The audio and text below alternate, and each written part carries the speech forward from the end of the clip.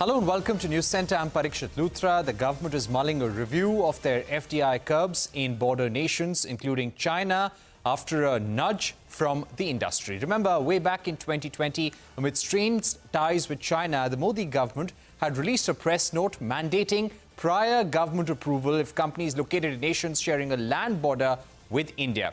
The Indian industry, however, wants the government to relax the norms. We learned from our sources that two ministries are opposed to the government adopting a more favourable view towards Chinese investments.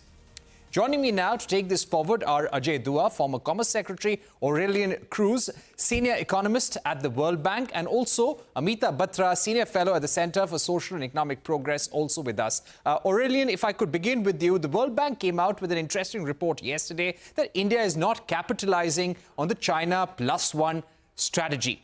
Now, according to your report, China's share in labour-intensive exports has been declining, and India has not taken advantage of that opportunity or that gap. And this gap has actually benefited 5 countries such as Vietnam, Bangladesh, Poland, France, but not India.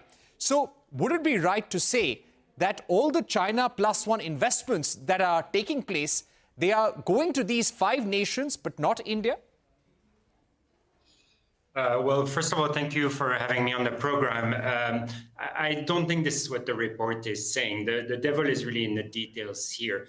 If you look at the specific section of the report that you're mentioning, we're looking specifically at labor-intensive manufacturing, which tends to be relatively unintensive in skills.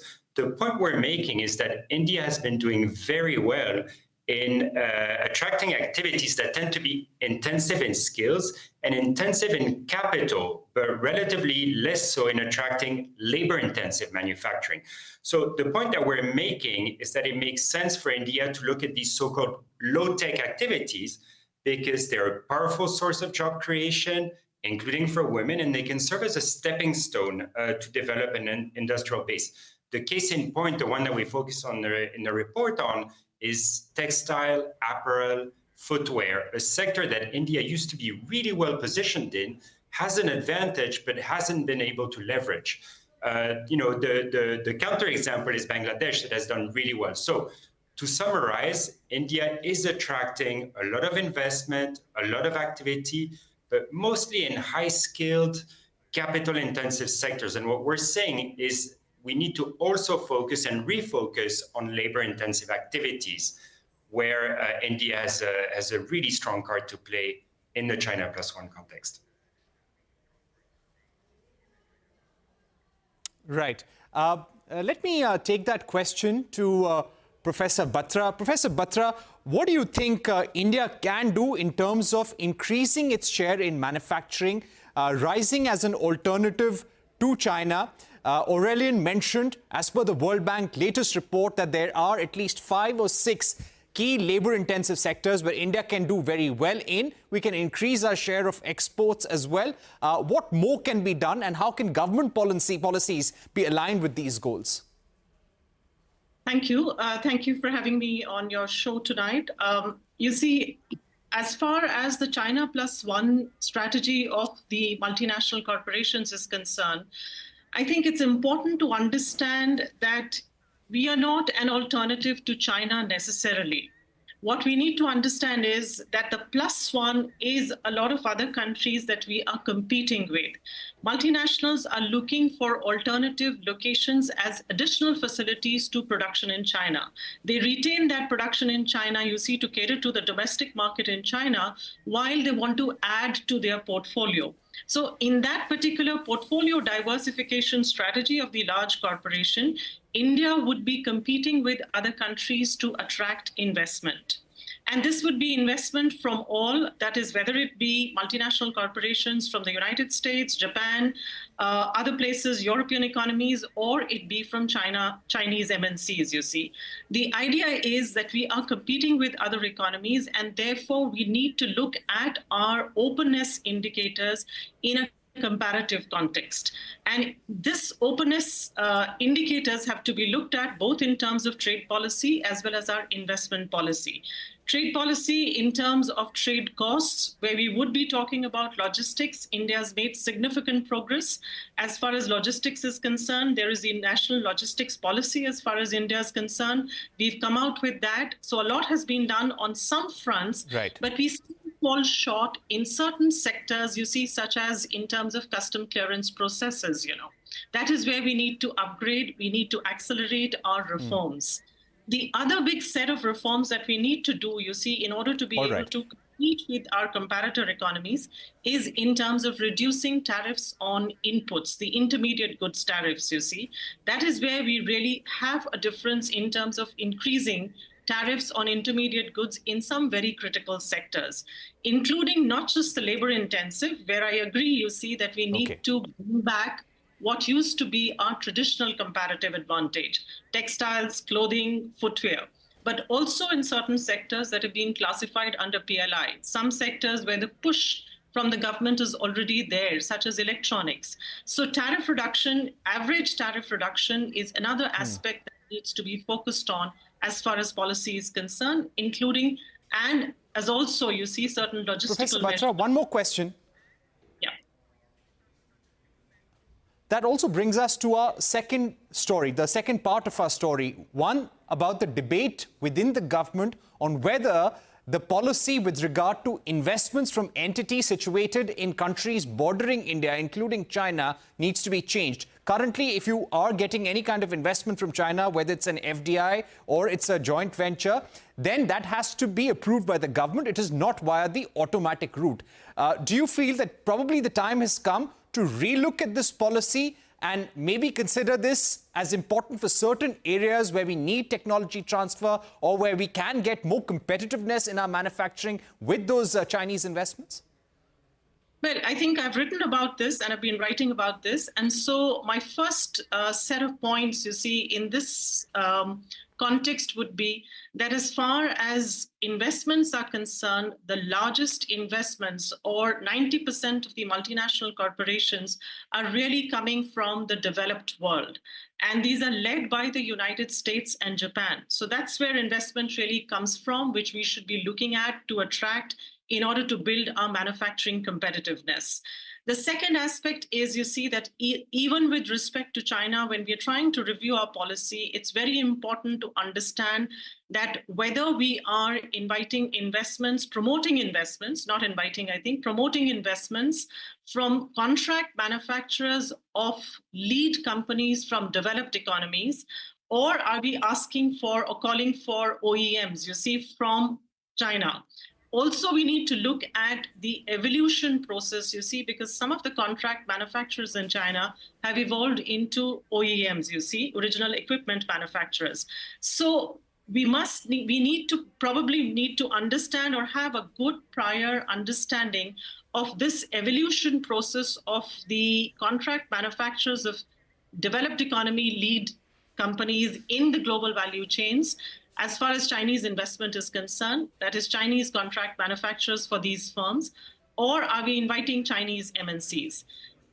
We also need to understand the placement of the Chinese firms in the larger context of the global value chains. That is lead firms, contract manufacturers, OEMs, and the evolution of these firms along this value chain process, you see. So for doing the review, in addition to what we are doing as far as our trade policy and investment policy is concerned, the review must take into account the placement of the Chinese firms in the overall context of global value chains.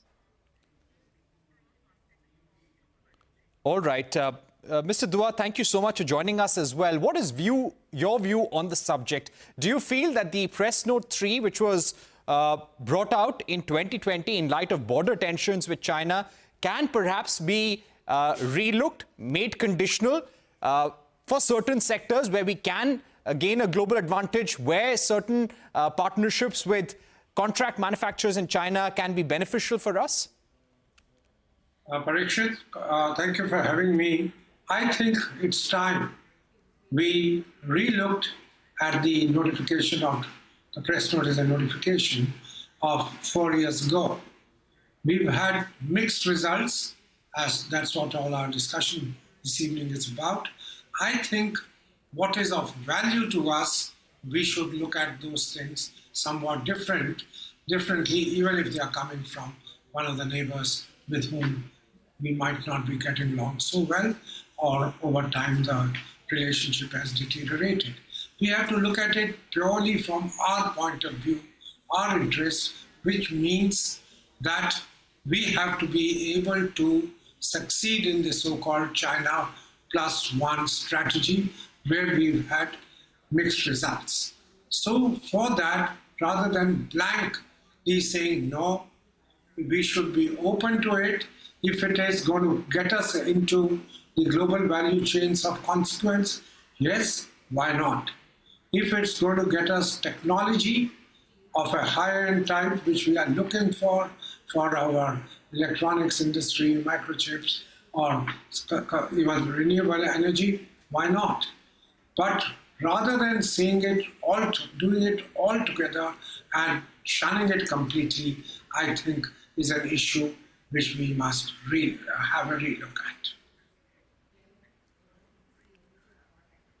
All right, important point there. Let me go back to Aurelius. Aurelius, as somebody who studies investments in this region very, very closely, what do you feel about India's rule regarding investments from border countries, including China, allowing it only on a case-by-case basis, depending on what the government thinks? We have seen statements from External Affairs Minister Subramaniam Jaishankar saying that our India problem is very different, China problem is very different from Europe's China problem. We have a direct border with China, other countries don't. And in light of the border tensions, investments from China need to be scrutinized. Do you feel that somewhere national security concerns and technology concerns that we have, wherever technology gaps that we have in our manufacturing system, somewhere a balance can be made in policy making for India's own good? So it's really not my role and my position to comment on national security concerns, and I'm certainly not an expert on the issue. The only thing that I can say is that, in general, openness to investment is good. Why? Not because you want necessarily more capital, but because with this investment comes knowledge, comes technology, comes management change, comes increased competition, which can then turn also your economy more competitive and productive. So, if you think of the road that the Indian economy has to travel from middle income economy where growth comes from accumulating factors of production to a high income economy where it's much more about competition, innovation, productivity, it makes sense for India to be more open to investment. Now, the only thing I'll say regarding policy changes is that there's one thing foreign investors are very, very attentive to, and that's policy predictability and a clear sense of direction. So my main point on this issue would not be to say yes or no, but rather whatever change is considered needs to be made with a clear sense of direction and avoiding the type of back and forth or unpredictable moves that would spook investors, not only from China, but international investors more broadly.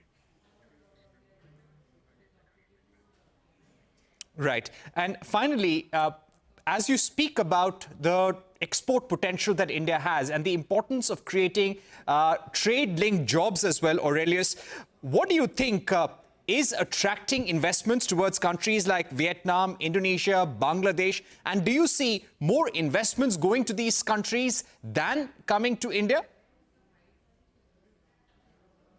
Well, so I think the countries that have benefited the most initially are not necessarily the countries that will benefit the most from China plus one ultimately. So, for example, you have countries like Malaysia that have very well-established industrial clusters, for example, semiconductors. Those have benefited from the pre-existence of these clusters. Then you have countries like Vietnam that had originally, for historical reasons, very close ties to China, very deep linkages with China that benefited a lot. However, if you think going forward, I think India has a lot going for it to be one of the main beneficiaries of China plus one dynamics. One, a market whose size and vastness no other country has, and that makes it very attractive, not only in terms of supplying an abundant labor force, but also a domestic market through which production can be supplied. You have a trained workforce at competitive wages. You have the presence of complementary services and very, very solid macro foundations, as well as a reform-minded government. So I think that makes India, in the long run, a very, very attractive destination for China Plus One investments. All right. And subject to those reforms that you recommended, in case the government undertakes those reforms, that will make the deal even sweeter for India. We will take a short break at this point. I'd like to thank Mr. Dua and Aurelien Kruse for joining us. We are coming back with an important discussion. The government is holding talks with the RBI, SEBI over setting up of a sovereign wealth fund to ramp up global investments. How feasible is this option? A special conversation with Sachidaran Shukla of L&T and Amita Batra of CSEP up next.